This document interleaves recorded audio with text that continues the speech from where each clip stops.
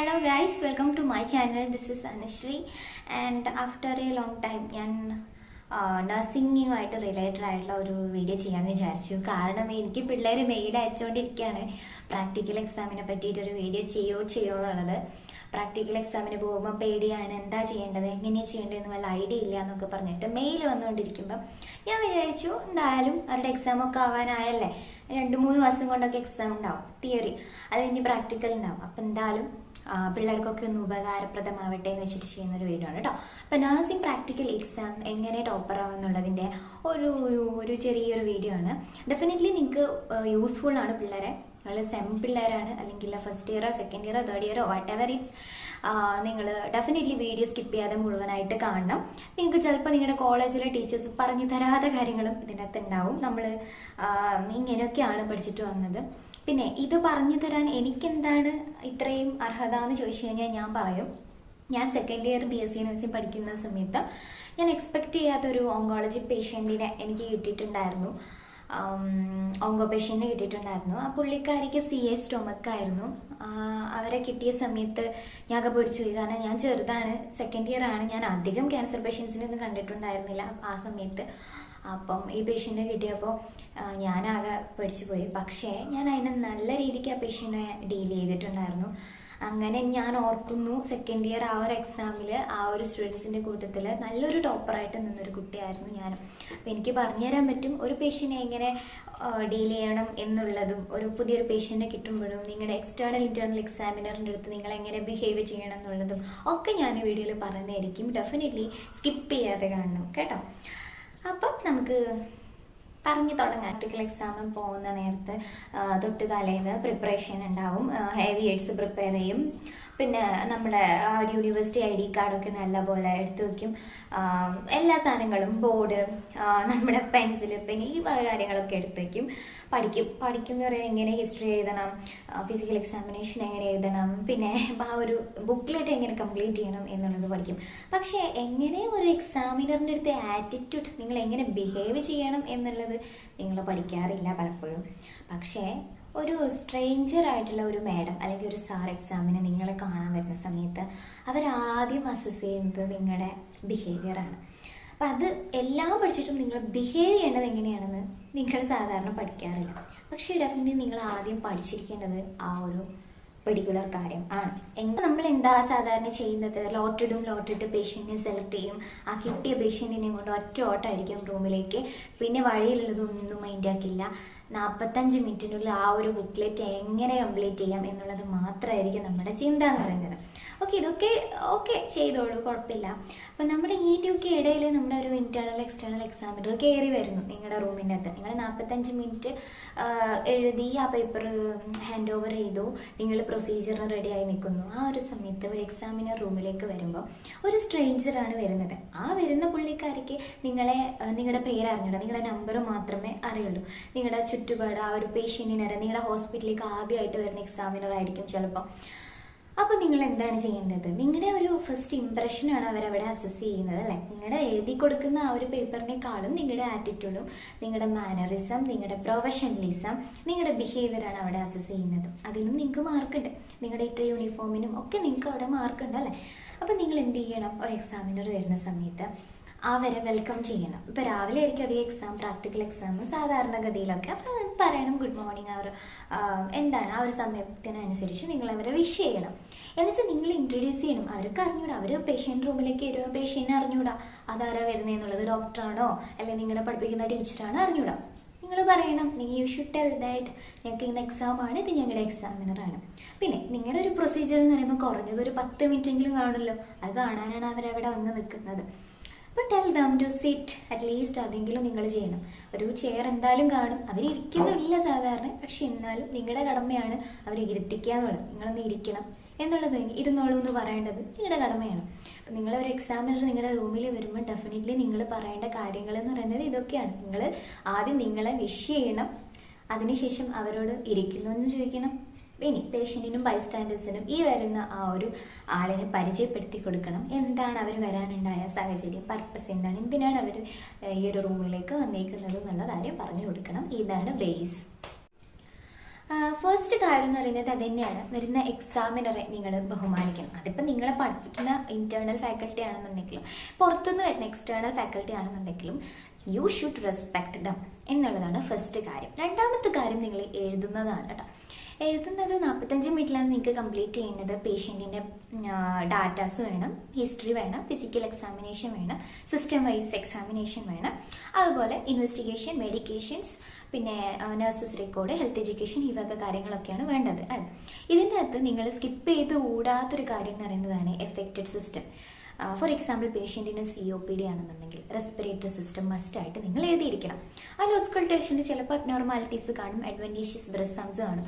അതൊക്കെ നിങ്ങൾ അന്നേരം ചെയ്ത് പെട്ടെന്ന് ചെയ്തിട്ട് വേണം എഴുതാൻ വേണ്ടിയിട്ട്. അല്ലാണ്ട് ചുമ്മാ ഒന്നും ഇല്ലാതെ പേഷ്യൻറ്റിന് കംപ്ലയിൻസ് എഴുതി വയ്ക്കുക, അതൊക്കെയാണ് നിങ്ങളുടെ ഒരു മാൽ പ്രാക്ടീസ് ആയിട്ട് കണക്കാക്കുന്നത്. പിന്നെ ഉള്ളൊരു കാര്യം എന്ന് പറയുന്നതാണ് ഇൻവെസ്റ്റിഗേഷൻസും മെഡിക്കേഷൻസും. അതും ആ ഒരു ചെറിയ സമയത്തിനുള്ളിൽ കിട്ടുമെങ്കിൽ നിങ്ങളത് പെട്ടെന്ന് ഓടി എഴുതി വെക്കണം കേട്ടോ. പിന്നെ നഴ്സിംഗ് ഡയഗ്നോസിസ്, പേഷ്യൻ്റ് ഇന്നലെ ഉറങ്ങിയിട്ടുണ്ടാവില്ല, എഴുതും ഇൻസോംനിയ, പക്ഷേ അതിനേക്കാൾ കൂടുതൽ ചിലപ്പോൾ പേഷ്യൻറ്റിന് പെയിൻ ആയിരിക്കും ഉണ്ടാവുന്നത്. പ്രയോറിറ്റൈസ് ചെയ്തിട്ട് വേണം നഴ്സിംഗ് ഡയഗ്നോസിസ് എഴുതാൻ വേണ്ടിയിട്ട്. അല്ലാണ്ട് ഉള്ള കംപ്ലയിൻസ് തോന്നിയ പോലെ തലങ്ങും വിലങ്ങും എഴുതി വെച്ച് കഴിഞ്ഞാൽ നിങ്ങൾക്ക് അവിടെ മാർക്ക് കിട്ടില്ല. ഈ ഒരു എഴുതേണ്ട കാര്യത്തിനെ പറ്റിയിട്ട് മീൻസ് ആ ഒരു ബുക്ക്ലെറ്റിൽ നിങ്ങൾ പ്രാക്ടിക്കൽ എക്സാമിന് എന്തൊക്കെ എഴുതണമെന്നുള്ളത് ഞാൻ ഇൻ ഡീറ്റെയിൽ ആയിട്ട് വേറൊരു വീഡിയോയിൽ പറഞ്ഞുതരാം കേട്ടോ. അപ്പം ഈ ഒരു കാര്യങ്ങൾ എഴുതേണ്ട കാര്യത്തിൽ മെയിനായി ശ്രദ്ധിക്കേണ്ടത് affected system, investigation, medication, nursing diagnosis എന്ന് പറയുന്ന ആ ഒരു പാർട്ടാണ്. എല്ലാം കഴിഞ്ഞ് കഴിഞ്ഞാൽ ആസ് എ നേഴ്സ് നിങ്ങൾ ചെയ്യേണ്ടത് ഡോക്യുമെൻറ്റേഷൻ ആണ്.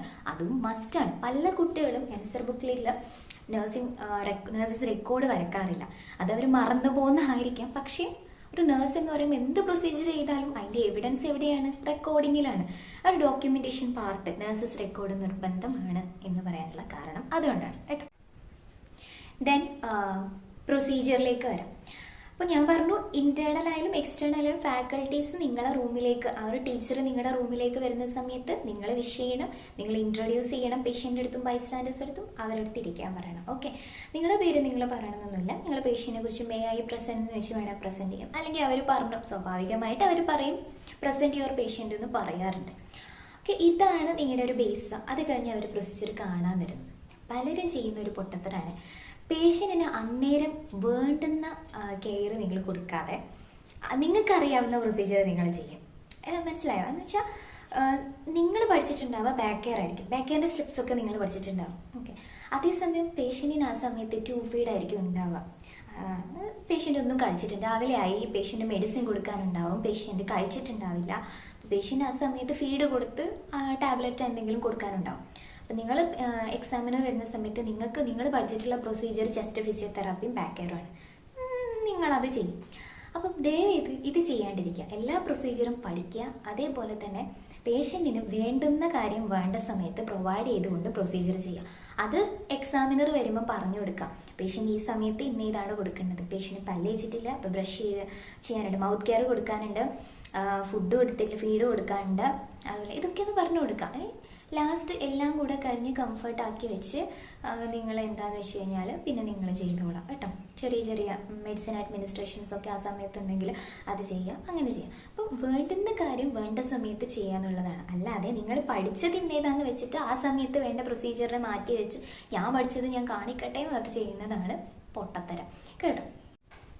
പിന്നെ വേറൊരു കാര്യമാണ്, പേഷ്യൻ്റെ ജാമ്പവാൻ കാലത്തെ ഹിസ്റ്ററി നിങ്ങൾ ചോദിച്ചിട്ടുണ്ടാവും. പണ്ട് ചെറുതിൽ ചിക്കൻ ബോക്സ് വന്നിട്ടുണ്ട്, പിന്നെ വീട് പൊട്ടിയിട്ടുണ്ട്, ഫ്രാക്ചർ ആയിട്ടുണ്ട്, അന്നേരം സർജറി ചെയ്തിട്ടുണ്ട്, ഇതൊക്കെ നിങ്ങൾ പഠിച്ചിട്ടുണ്ടാവും. പക്ഷേ ഇപ്പോൾ ഉള്ള കാര്യം ചിലപ്പോൾ നിങ്ങൾ നോക്കി വെച്ചിട്ടുണ്ടാവില്ല. ഫോർ എക്സാമ്പിൾ, നിങ്ങൾ ആ റൂമിൽ കയറുമ്പം പേഷ്യൻ്റ് ഫുഡ് കഴിച്ചിട്ടുണ്ടായിരുന്നു, അല്ലെങ്കിൽ നിങ്ങൾ ആ റൂമിൽ കയറുമ്പോൾ പോകുന്ന ഫ്ലൂയിഡ് ഏതാണ്, ഏത് ഫ്ലൂയിഡാണ് പോകുന്നത്, ആ ഫ്ലൂയിഡിൻ്റെ എന്തിനാണ് ആ സമയത്ത് അത് കൊടുക്കുന്നത്, അതുപോലെ പേഷ്യൻറ്റിന് ആ സമയത്തുള്ള യൂറിൻ ഔട്ട്പുട്ട് എത്രയാണ്, അത് ആ സമയത്ത് പേഷ്യൻറ്റിൻ്റെ BP എത്രയാണ്, ഹൈപ്പോ ടെൻഷൻ ആണോ, ഈ വക കാര്യങ്ങളൊന്നും നിങ്ങൾ ശ്രദ്ധിച്ചിട്ട് ഉണ്ടാവില്ല.